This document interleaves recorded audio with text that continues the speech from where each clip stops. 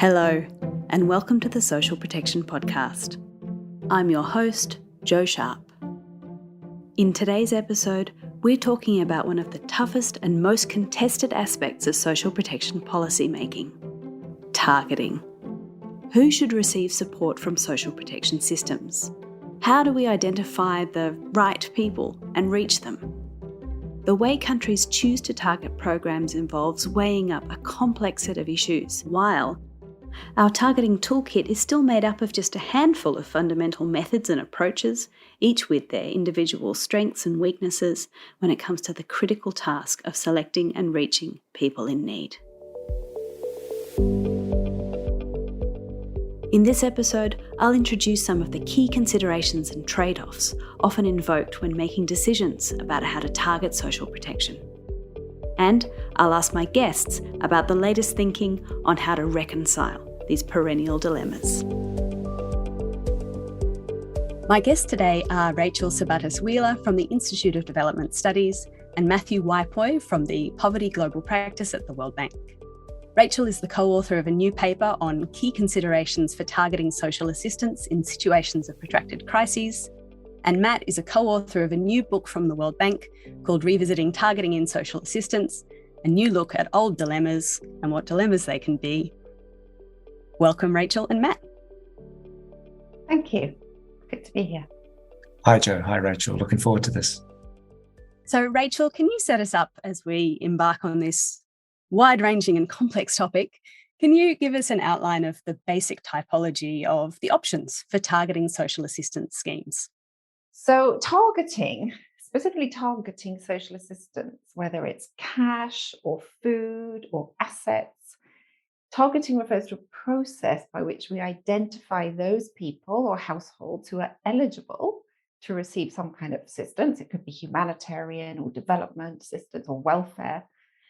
And so targeting is usually necessary because funds available are often really limited, right? And so therefore you can't necessarily include everybody who's in need.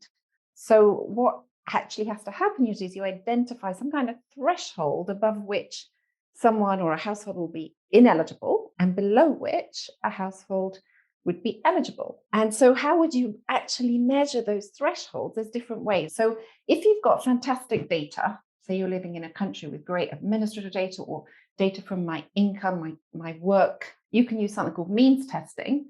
And it's really quite straightforward to tell if I'm a relatively wealthy or not. But in many countries, we don't have that data available. And so we have to use other mechanisms. There's one called a proxy means test. But essentially, it's a way of saying, let's choose some indicators that might proxy or approximate poverty in this population and try and use some statistical techniques to figure that out. But of course, there's other ways. Maybe you're interested in reducing child malnutrition in a population, or maybe you think older people in a population are particularly vulnerable to poverty. And you might say, you know what, it's just going to be easy for us to say, let's target everyone over a certain age, or let's target all households with children under a certain age, because that's where we think poverty is mostly concentrated. So they're called sort of categorical targeting. Or you could think, well, actually, there's an area in this country or this region that's most affected by crises or shocks, and there's more poverty there. Let's go for a geographic targeting. And then you have something called community-based targeting, CBT, where you work with a community to say, well, who do you think is poor here? And we will distribute to those people. And then finally, there's probably lots of other ones, but there's self-targeting, where you might ask people themselves to identify themselves in need. You might require them to show up and do some hard public works, or show up and queue up for food that isn't particularly great food, but because they're hungry, they'll queue up. So that's kind of just a really quick whistle-top tour of what targeting looks like and how complicated it is. So I'm going to lead into one of the considerations or trade-offs that you started by talking about there, Rachel. That kind of trade-off between cost and coverage, and I think accuracy often comes into this as well. So as you say, if resources are constrained, and they usually are in some way, shape or form, it feels intuitive, it feels right that they should be concentrated on the people who are most in need. And that's generally understood to be the poorest families or the poorest individuals. But then the actual task of identifying and selecting who is poor in a given population is by no means straightforward. The methods we have, the tools we have to evaluate people's economic status are imprecise, to say the least. And in this conversation, the spectre of exclusion error comes up really quickly. So that's the number of people who should be eligible for a program, but who are just not being picked up by the methods that we're using to to identify people. And that's particularly true of programs that are using poverty targeting. So, Matt, is there a right size for poverty targeted programs that balance cost and the need to concentrate resources on the poorest people, but also weigh up these issues around exclusion risks? No, it's a really important question, Joe, because I actually think the size of a program matters a lot more to the targeting outcomes than the targeting method you use itself. So at one end, clearly you can be too small. So when the program is smaller, even than the number of poor people in the country that you're trying to target in the first place, by definition, you have exclusion error. But even if the program is larger than the number of people, the target population, small programs can still have quite a bit of exclusion error because it's hard to distinguish between someone who's in, say, the poorest 10% of the country and someone who's in the poorest 40% of the country. In poor countries, these households all look very similar. And so your program might be trying to target the poorest 10 or 20%. And even if it's a little bit larger, like 30%, that's still not a lot of quota to be working with to really be trying to find the poorest 10%. So at some point, you're too small, you don't have enough quota to cover everyone who's needed. At some point, and this is quite a bit further up the scale, you can get too big. You're no longer reducing exclusion error very much, and you're starting to have quite high inclusion error. You're starting to have quite a few rich households even within your program. And I mean, I think this is sort of not all inclusion error are bad. So let's say we have a program that's targeting the poorest 20% of a country, and it includes someone who's in the 21st percentile, so just above the poverty line. Technically, they're an inclusion error as most people calculate it, but is that such a bad social outcome if this person clearly not well off is being included in the program?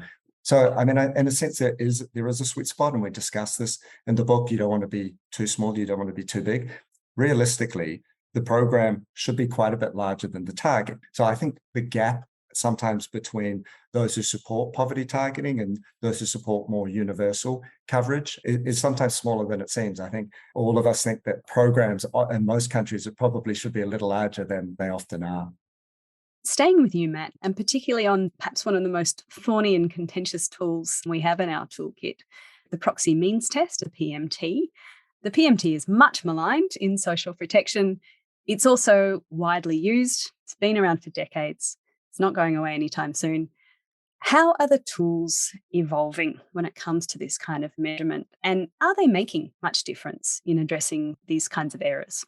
Right. Yeah. So PMT is widely used. The basic idea is, well, I can't see what the income or consumption of a household is. I can see certain characteristics that I think are correlated with what their true income is. So I might look at, do they own their house or not? Do they own a motorcycle or an air conditioner or a refrigerator? I might look at the quality of their housing construction. Do they have a dirt floor? What's their roof made of, and so forth? How many children do they have?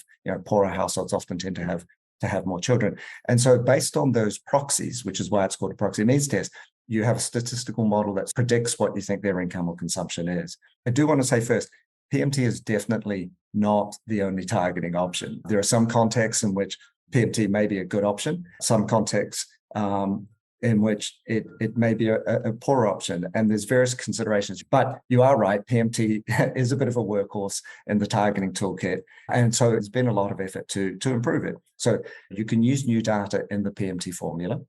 You can also use new data to screen out households from having the PMT formula applied to them in the first place. And the other thing you can have is new algorithms, new ways of coming up with that formula. And a lot of the attention in the last 5 or 10 years has gone on machine learning, which is sort of the buzzword in this area. So let me start with those new data, the new proxies. So the key challenge, of course, is finding indicators that predict income that are easily observed, because that's what we're trying to do, but they're also difficult to cheat on. Originally, those indicators came from household surveys. Now, there's lots of new data that has been improving PMT. You've got community information on local services that are available, the economic infrastructure that's available that can say something about the likelihood that a household's going to have a reasonable livelihood.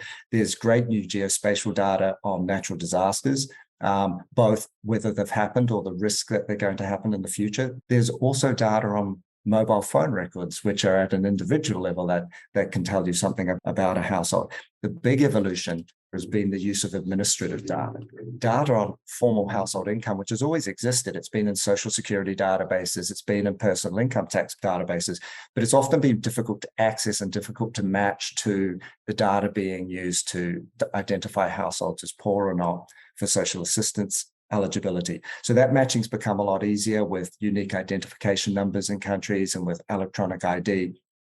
And so, yes, you can use that, and it tells you something about part of the income of some households, but you can also just say, well, look, I know they have this income and it's not everything. And then I can use PMT to predict the missing income. And this is hybrid means tests, which is increasingly becoming used as more data become available, particularly in parts of Europe and Central Asia.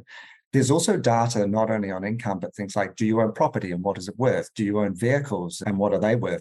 And they're being used for affluence testing. So it's not going to tell me very much if you're poor or not. It is going to tell me if you're rich and whether I should not bother running a PMT on you in the first place. So it doesn't directly reduce the exclusion error. It reduces the inclusion error. But every rich person that you don't put in the program is another opportunity to bring a poor person in.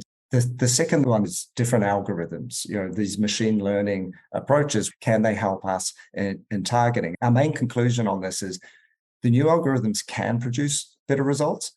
It's not clear before you try running them which of the algorithms are going to work better and in what circumstances they're going to work better. So, what we see is the context matters. And when you did find improvements, the improvements often weren't large. So, our main conclusion is you do want more data. You do want more proxies. This is where a lot of the gains have come in the last 20 years. And the fancier algorithms, they do help, but I don't think they're as important as new data. But you do also have to be careful. There's bias in these new data. If you don't have a phone, you can't access payments and so forth, but you're also not appearing if you're using phone data records. But there's also quite a lot of documented bias in machine learning, racial bias, gender bias, and the way in which these data are used and the way in which they're trained. So there's, in addition, just basic data privacy and protection. Do you have the regulations in place? Do you have the institutions in place to look after this? So I also would like to make a word of caution that we do have to be careful how we use them and how we build that data ecosystem. Yeah, so what Matt said about context matters, I couldn't agree with more. We tend to talk about these targeting methods, and obviously it just so depends on the population you're working with, the political situation you're in, the context and the shock you are dealing with. I've been involved in the nuts and bolts of doing proxy means tests in Kenya and different simulations in Rwanda some years ago. And to be honest, the simpler the better, even though the more variables you add, the kind of more statistically accurate it might be. When it actually comes to talking to government officials, statisticians sitting in welfare ministries, community people on the ground, they're like, we can't really get it. We don't really know what's happening. And I would say that it's very helpful if targeting is understandable to a community that's being targeted. I would have to say that's probably a very big deal where I work, because particularly in contexts where I'm more recently working, where you've got protracted crises, often you're going into an environment where there's a lot of need, targeting is required, but there's also distrust of public institutions. And to come in and just say, well, here's a computer printout of who's vulnerable or who's not, just doesn't go down particularly well. You can obviously combine this with some community-based verification. You can combine different methods so that people find it more acceptable. But I would say acceptability locally of a targeting mechanism is critical. Rachel, just to take a step back, what is known about how different kinds of targeting methods enable or disable inclusion or participation of particular groups, given that is often actually what we're trying to achieve? There are certain ways in which people are disempowered through targeting. And it might be, say, you've got a context of displacement and a population is required to have proof of residency or citizenship. If that's a requirement for targeting, they're excluded. If you've got a digital platform for distributing your cash, and some populations don't have access to mobile or electronic technology, then they're just excluded. So those sorts of things you've got to keep a really good eye on. And similarly, if you're working with a government, then if you're in a context where there's ethnic tension or conflict happening, of course, politics becomes critical in who gets targeted. And you will find that there is exclusion that happens there, or inclusion that's highly politically charged. So, yeah, in terms of participation, also, sometimes we think we're quite enlightened development professionals that we should target women and girls because we think, well, yes, they're more vulnerable. But actually, sometimes, depending on if they have to travel to a pay point to get cash or assistance, that can actually increase their vulnerability. We have a number of studies in the paper that I co-authored, which identifies places where they become vulnerable to exploitation, either around sexual favors or cash that they have to pay.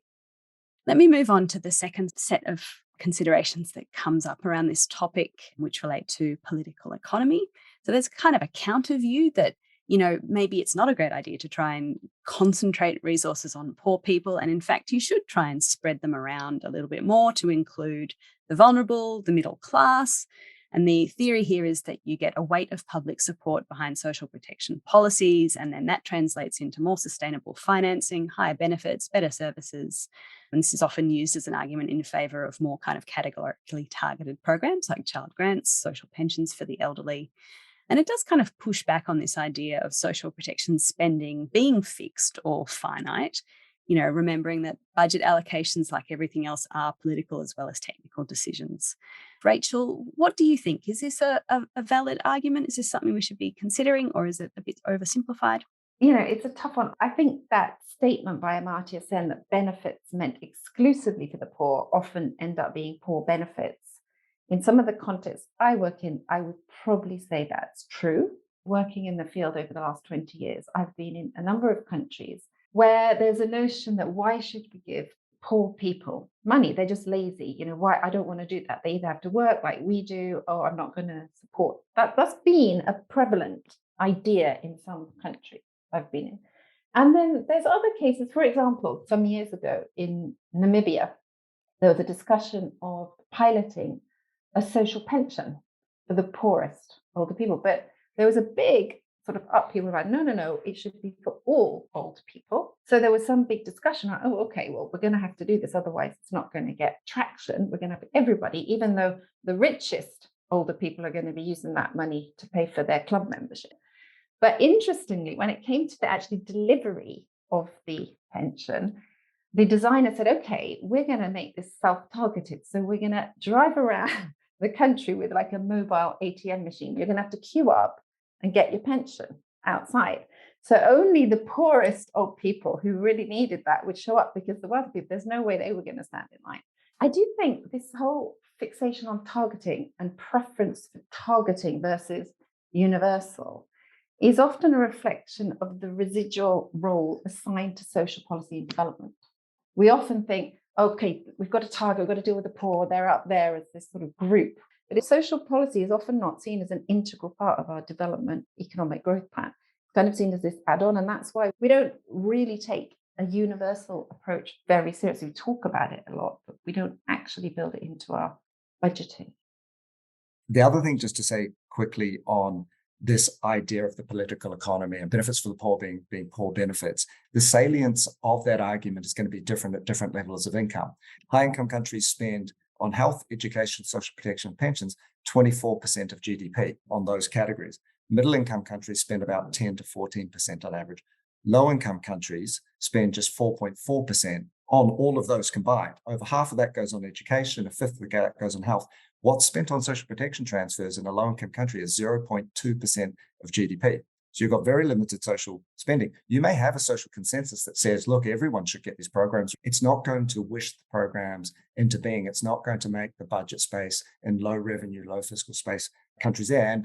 And if you were asking a social consensus, would it be for universal programs, or would it be for universal primary education? Would it be for universal health? And so there are really difficult choices these countries are making. And that's why targeting is a tool. And you see this in the data, and you see this on what countries spend on. They do choose to target the social protection.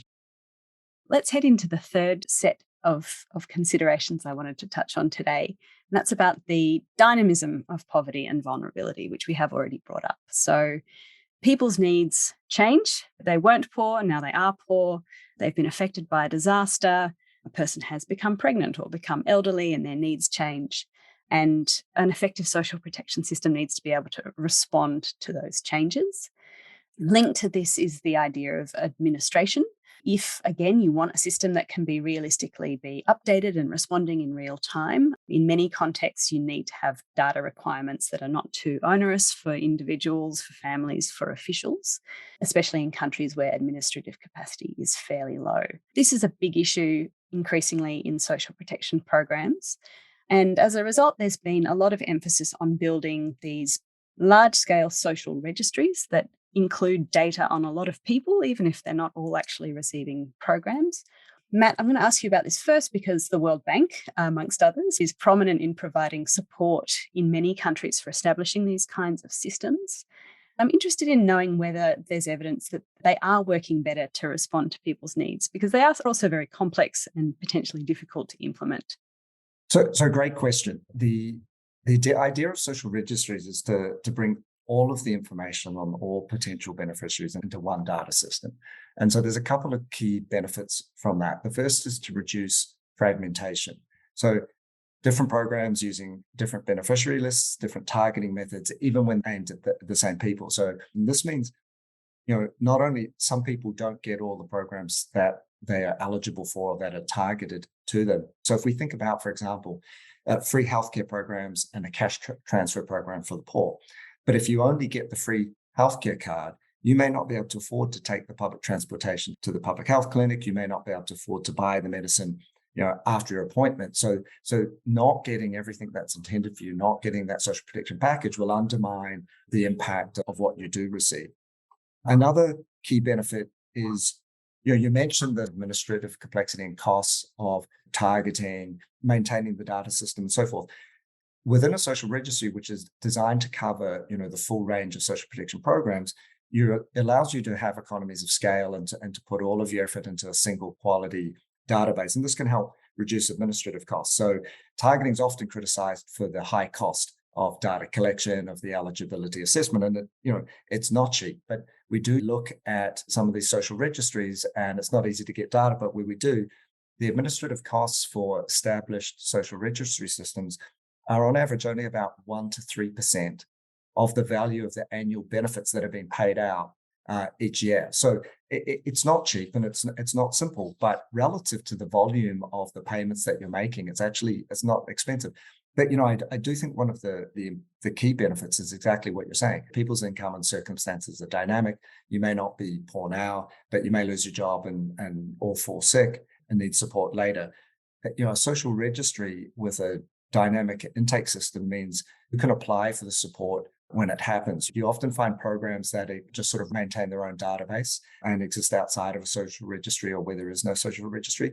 They have very occasional new data collection. It might be once every 3 years, it might be once every 5 years. They may never update the initial lists. And so sort of if you're in the program, great. But if you're not in that program because you were incorrectly assessed the first time, or if your circumstances change in the years to come, there's no real way of entering it. Similarly, if you do really well, there's no way necessarily for you to graduate out of those programs. And that's where social registries can really help.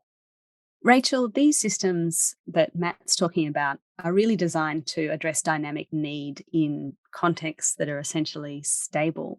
So how do they perform, or how do social protection systems perform during times of real crisis?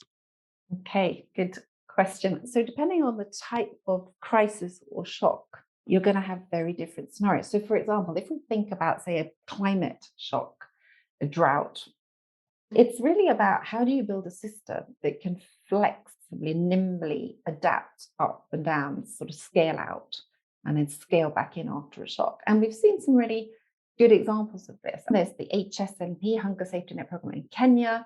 There's other ones where it's possible to identify people before a predictable shock happens.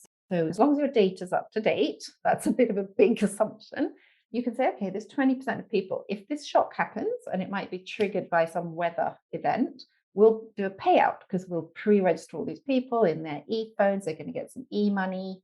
Great. Okay, it all can work. And we've seen in COVID, actually, we saw some amazing innovations and scale outs using existing social protection infrastructure. But then there's other shocks, mainly to do with conflict, where and protracted crises, displacement crises in particular, where the infrastructure either becomes so damaged. If I think of Tigray in Ethiopia, that's where I'm actually working on a project right now. The productive safety net program has just come almost to a complete standstill because it's not safe to work there. So you don't have a system in place to necessarily work with. Further to that, then, if there isn't a system in place or an established mechanism that's going to work in a conflict situation, a displacement situation, protracted crisis of the kind that you've just described, what are your options for trying to target finite assistance in those sorts of situations? This is the kind of area of work that we're trying to all struggle with at the moment. But of course, you've got the classic humanitarian emergency response. But there's really strong, I would say, global consensus that that just needs to get better at linking up with longer term social protection, social development. So if they are going to come in and do their work, maybe those sort of nascent systems they put in place, targeting, registering of refugees or populations, it should be done in a way that's coordinated so that when things do become stable, they can sort of share or hand over those nascent platforms so that we can build on them.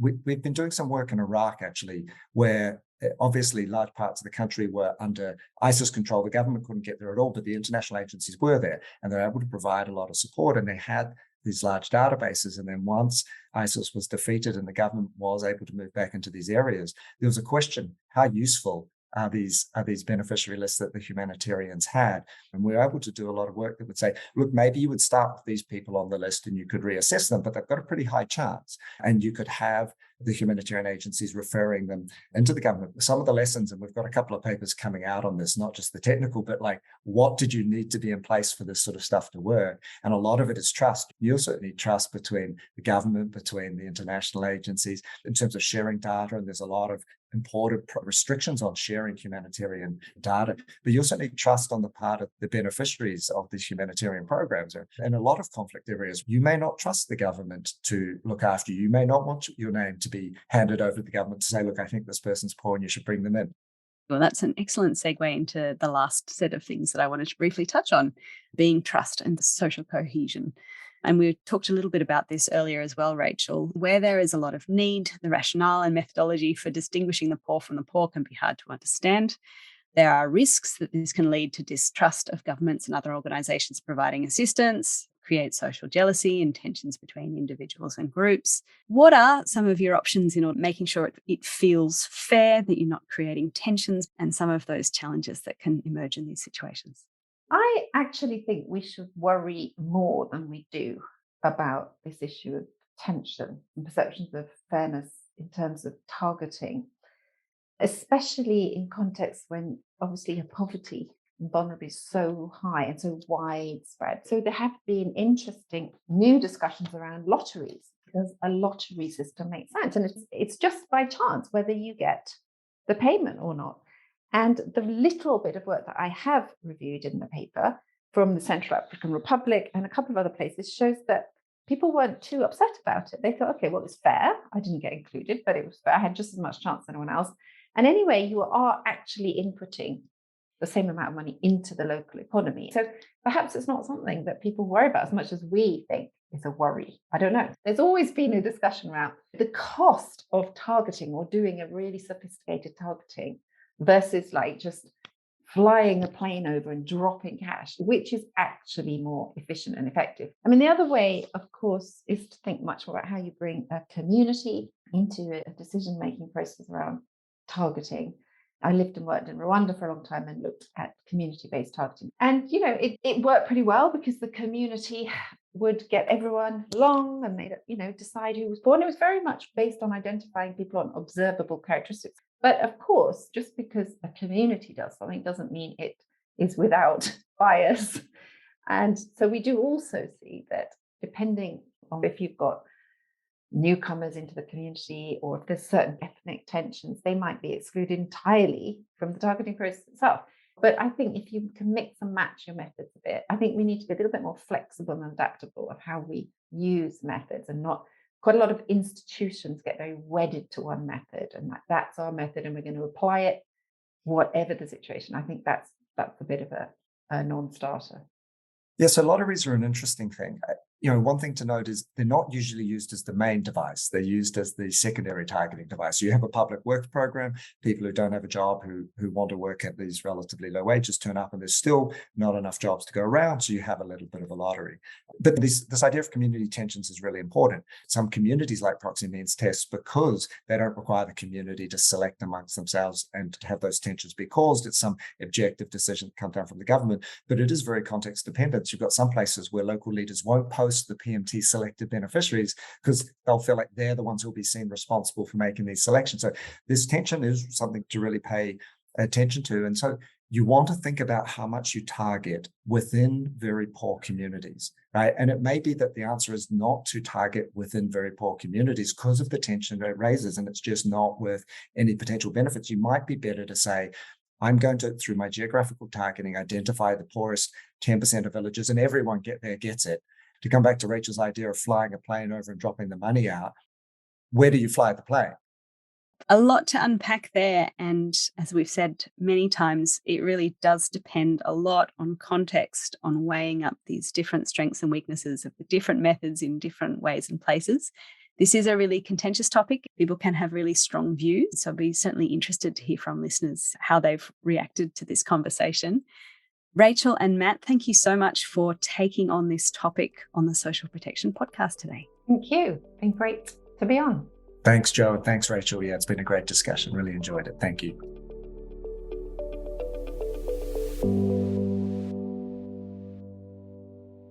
Before we go, we like to end each episode with some quick wins. We ask a guest to bring in some recommendations for research, news, or events that have sparked their interest and that we think you should know more about.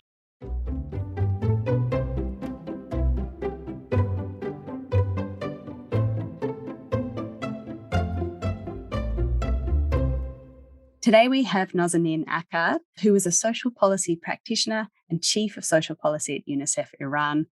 Welcome, Nazanin.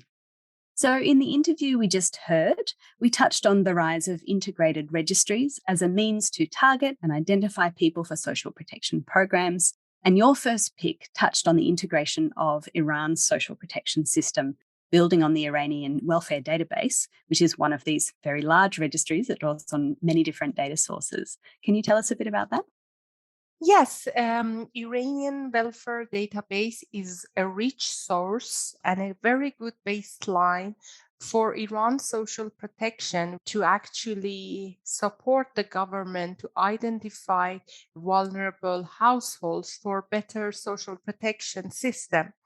I'd like to highlight a recent webinar we had on Iran's welfare system, which was titled Towards an Integrated Social Protection System, which is available on socialprotection.org. What is so interesting is that Iran's decade-long universal basic subsidies program and the cash transfers, which are actually being reached to more than 90% of the total population, is something which is really a heavy-duty program. And while by the law, ultimately it will target the 70% of the population, we do also have some targeted schemes for malnutrition children, for lactating mothers. But then again, the targeting still needs to be smarter. The good thing is that there is this political will to make necessary reforms, which would make the system in long run more shock responsive as well. Because the double impact of the COVID pandemic and also the socioeconomic shocks as a result of the, for example, ongoing sanctions in Iran was a proof that the system needed to be strengthened and it needed to be shock responsive. And it's interesting to hear you talk about how you need to go from a near universal program to something that is targeted along the lines of the life cycle. I understand you're also working on the dynamic challenge of identifying at-risk and out-of-school children, which would be a population that really changes a lot over time, to receive cash plus programming to support their education. How does that work? Indeed, what was also presented during the webinar as a successful model between the collaboration we are having currently is rolling out the Cash Plus in selected provinces based on multiple deprivations that the children in those provinces are having. And these are the provinces which were highly impacted by COVID during the pandemic. And this is done in line with strengthening the social protection system through smarter targeting with a child-sensitive lens. This program, the model and the design is such that in addition to the cash transfers which the households receive, it makes sure that other basic services such as physical support, psychosocial counseling, rehabilitation, disability items are provided to children. And you mentioned how it is linked to reaching those children who are out of school. During the COVID, around 3.5 million children, based on official figures, were deprived of the online education. Our Cash Plus pilot provides us an opportunity to reach these children, to have them retained back to school, and also cover that period which they were out of the school. Furthermore, we provided free skills training for adolescents between 15 to 17 in line with our learning to earning portfolio through technical vocational training. And this is what we call integrated social protection system. Cash plus services, targeted based on needs and not one size fits for all. And then to finish us off, you also brought in 2 recent papers from UNICEF that you wanted to share. Well, yes, these 2 guidelines, in fact, very beautifully unpack the concept and the importance of child-sensitive social protection system, because more than ever, children of the world need to be supported, to be protected, and also to reduce the intergenerational impact of the pandemic, which unless there is a agile and robust system, the children will suffer. So it really provides a very good insight on how we can move the needle in this regard. Thank you. And as ever, we'll put links to all of those resources in our show notes. Nazanin, Akar, thank you so much for making the time to speak to us on the Social Protection Podcast today. Thank you so much to you, Joe, and all your colleagues in socialprotection.org for enhancing the knowledge and skills of all the social practitioners across the world and raising the awareness on the importance of social protection.